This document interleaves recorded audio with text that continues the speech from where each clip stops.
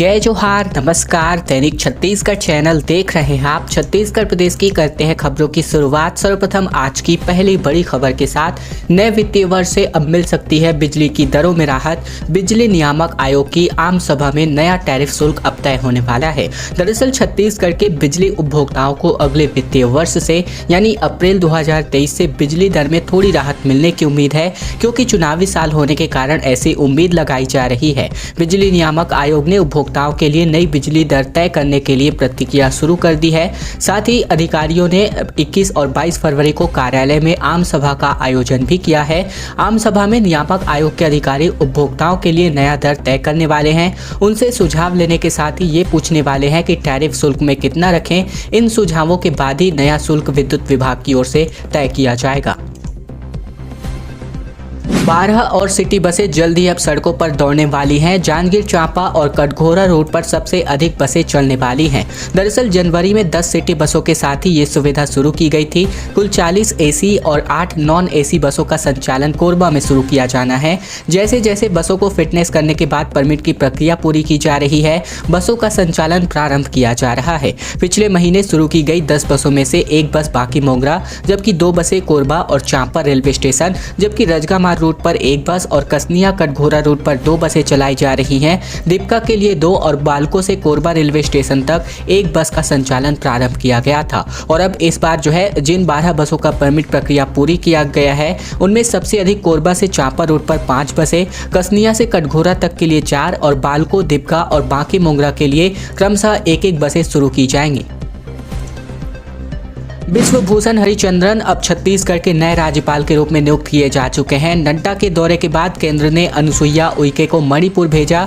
रमेश बैस महाराष्ट्र के गवर्नर नियुक्त किए गए हैं। दरअसल छत्तीसगढ़ में गवर्नर का बदलाव हुआ है। ऐसे में भाजपा के राष्ट्रीय अध्यक्ष जेपी नड्डा के छत्तीसगढ़ दौरे के एक दिन बाद ही यहाँ की राज्यपाल अनुसुईया उइके को हटा दिया गया है। उइके को मणिपुर का राज्यपाल बनाया गया है। वहीं आंध्र प्रदेश के राज्यपाल रहे विश्वभूषण हरिचंद्रन को छत्तीसगढ़ का नया राज्यपाल नियुक्त किया गया है। हरिचंदन पड़ोसी राज्य ओडिशा के भाजपा में प्रदेश अध्यक्ष भी रह चुके हैं। ये बदलाव महाराष्ट्र के राज्यपाल भगत सिंह कोश्यारी और लद्दाख के उप राज्यपाल राधा कृष्ण माथुर के इस्तीफे के साथ शुरू हुए थे।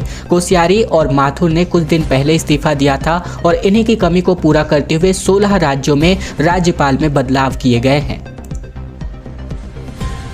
हसदेव के आंदोलन में अब टिकैत की एंट्री हो गई है। सरगुजा के हरिहरपुर में आज किसान महासम्मेलन का आयोजन होगा।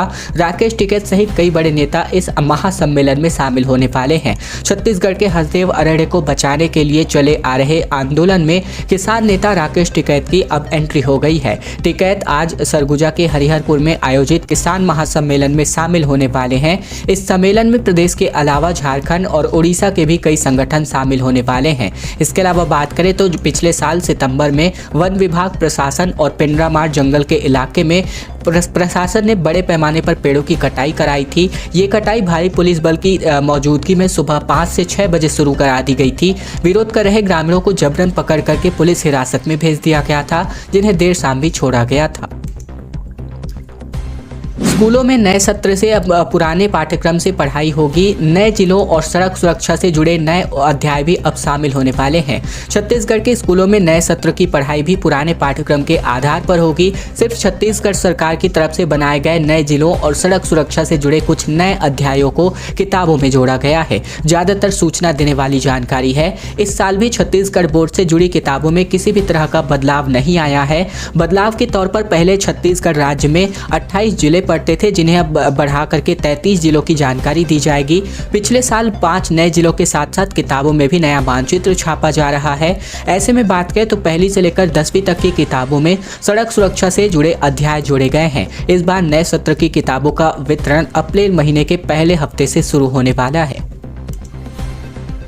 छत्तीसगढ़ में फरवरी माह में ही अब गर्मी तपाने लगी है। शनिवार को 36 डिग्री टेम्परेचर के साथ रायगढ़ सबसे गर्म रहा। उत्तर पश्चिम से आ रही हवाओं से तापमान बढ़ चुका है। दरअसल खबर है फरवरी के पहले पखवाड़े में ही गर्मी की वजह से अब उमस बढ़ने लगी है। शनिवार को प्रदेश का सबसे ज्यादा गर्म तापमान रायगढ़ में रिकॉर्ड किया गया। यहाँ अधिकतम तापमान 36 डिग्री सेल्सियस पहुंच गया। उत्तर पश्चिमी हवा की वजह से दिन और रात के तापमान में पिछले 2 से 3 दिनों में लगातार वृद्धि हो रही है। दिन में तेज तेज धूप के साथ साथ रात में भी गर्मी महसूस होने लगी है। वहीं मौसम वैज्ञानिकों का कहना है कि अब रात के तापमान में गिरावट का ट्रेंड जारी रहेगा।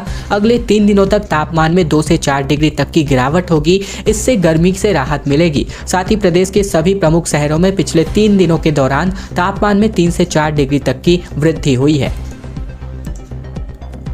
पहली बार व्यापमं से भर्ती परीक्षा होने वाली है। मेडिकल कॉलेजों में 5,699 पदों पर भर्ती अभी नहीं। आरक्षण रोस्टर में ये भर्तियां उलझ गई हैं, जिसकी वजह से युवा परेशान हैं। छत्तीसगढ़ के 10 मेडिकल कॉलेजों में 5,699 पदों पर होने वाली भर्ती फिलहाल अटक गई है। आरक्षण विवाद की वजह से अभी इन पदों पर भर्ती नहीं की जाएगी। स्वास्थ्य विभाग इन भर्तियों के लिए छत्तीसगढ़ व्यावसायिक परीक्षा मंडल की ओर से भर्ती परीक्षा आयोजित कराने का फैसला लिया गया है। पिछले महीने इन परीक्षाओं के लिए व्यापमं ने मंजूरी भी दे दी थी और ऐसा पहली बार हो रहा है जब स्वास्थ्य विभाग की भर्ती परीक्षा व्यापमं से कराई जा रही हो। लेकिन आरक्षण रोस्टर नहीं बनने की वजह से अभी इन पदों पर भर्ती नहीं किया जाएगा। इससे पहले भर्ती परीक्षा की तैयारी कर रहे युवा परेशान हो गए हैं। अभी भी ये तय नहीं हुआ है कि परीक्षाएं कब होंगी। पहले 4,000 पदों पर सीधी भर्ती की जानी थी, लेकिन तृतीय और चतुर्थ श्रेणी के पद भी खाली होने की वजह से पदों की संख्या बढ़कर 5,699 पहुंच गई है। मोर आवास मोर अधिकार अभियान को लगातार जोरों शोरों से भाजपा प्रदेश में चला रही है। नतीजतन 7,800 पंचायतों में 6 लाख बेघरों तक भाजपा पहुंच चुकी है और इनके द्वारा फॉर्म भी भरवाए जा चुके हैं। दरअसल प्रदेश में पिछले 2 महीने से पीएम आवास के लिए भाजपा गांव-गांव का रुख कर रही है। मोर आवास मोर अधिकार नाम से चलाए जा रहे इस अभियान में अभी तक 7,800 पंचायतों के 6 लाख से अधिक बेघर ने भाजपा तक अपनी पहुंच पहुंचाई है। ऐसे में बात करें तो कार्यक्रम के तहत तकरीबन 10 लाख लोगों से संपर्क किया जा चुका है। इन सभी से पीएम आवास के लिए एक फॉर्म भी भरवाया जा रहा है। ये फॉर्म मुख्यमंत्री भूपेश बघेल के नाम पर है, जिसमें लिखा है कि राज्यांश जारी करें जिससे मेरा अधिकार मुझे मिल सके। लोग अपना नाम, पता और हस्ताक्षर भी लिख रहे हैं। भाजपा की अगली रणनीति होगी कि जिस विधानसभा में 80% बेघर फॉर्म भर चुके हैं, वहां सभी वंचित लाभार्थियों को साथ लेकर विधायकों के कार्यालय का घेराव करेंगे।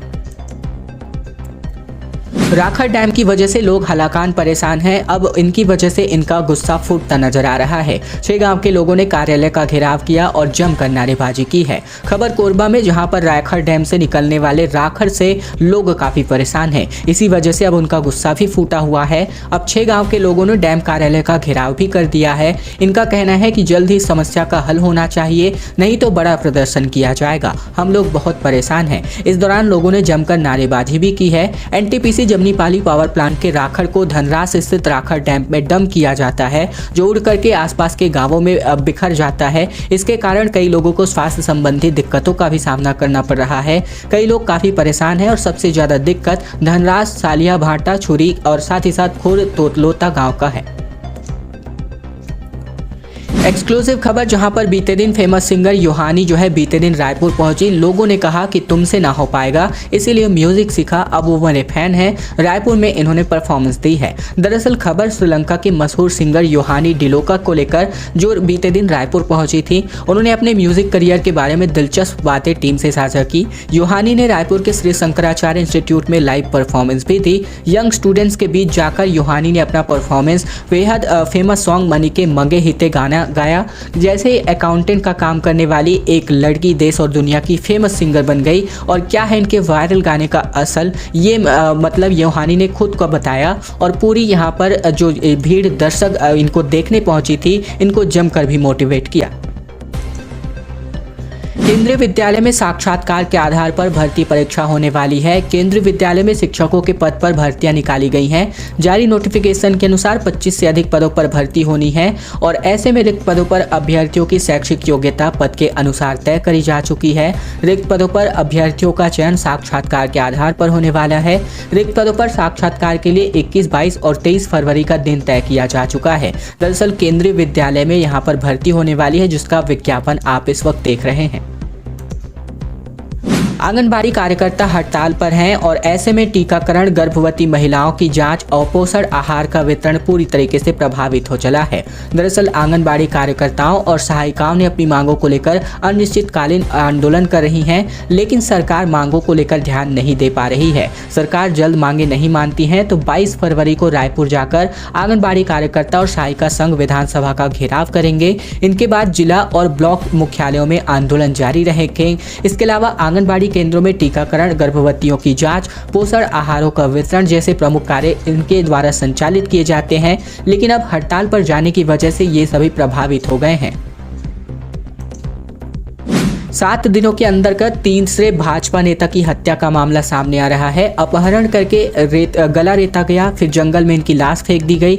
महीने भर में ये 4 मौतें हैं और 3 को नक्सलियों के द्वारा मौत के घाट उतारा गया है। खबर छत्तीसगढ़ के दंतेवाड़ा और नारायणपुर जिले में इंद्रावती नदी पार से, जहां पर माओवादियों ने पूर्व सरपंच और भाजपा के मंडल कार्य समिति के सदस्य की हत्या कर दी है।